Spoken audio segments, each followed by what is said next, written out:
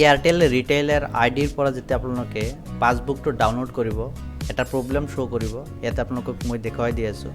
যেতিয়া আপোনালোকে পাছবুকটো ডাউনলোড কৰিব ইয়াতে আপোনালোকক দেখুৱাই দি আছোঁ কি প্ৰব্লেম আহে। ইয়াতে দেখিবলৈ পাইছে ডাউনলোড প্ৰিণ্ট একাউণ্ট চাৰ্টিফিকেট। ইয়াতে আপোনালোকে যেতিয়া ডাউনলোড কৰিব কম্পিউটাৰৰ কথা কৈ আছোঁ।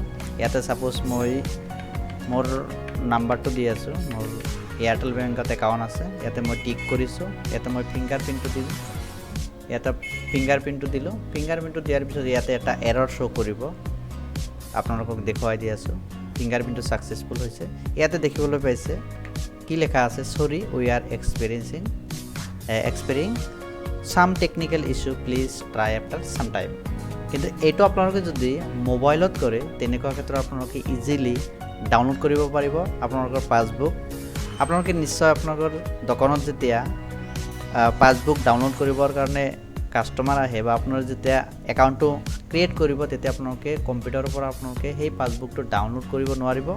আপোনালোকে সোনকালে আপোনালোকৰ যিটো ডিভাইচ আছে ডিভাইচত আপোনালোকৰ আইডি পাছত লগ ইন কৰি মোবাইলৰ পৰা ইজিলি আপোনালোকৰ পাছবুকটো ডাউনলোড কৰি দিব পাৰিব। সৰু এটা ইনফৰমেশ্যন দিলোঁ। আপোনালোকৰ ভিডিঅ'টো ভাল লাগিলে ভিডিঅ'টো লাইক কমেণ্ট শ্বেয়াৰ কৰিব। চেনেলত নতুনকৈ আহি থাকিলে চেনেলটো ছাবস্ক্ৰাইব কৰিব। ধন্যবাদ।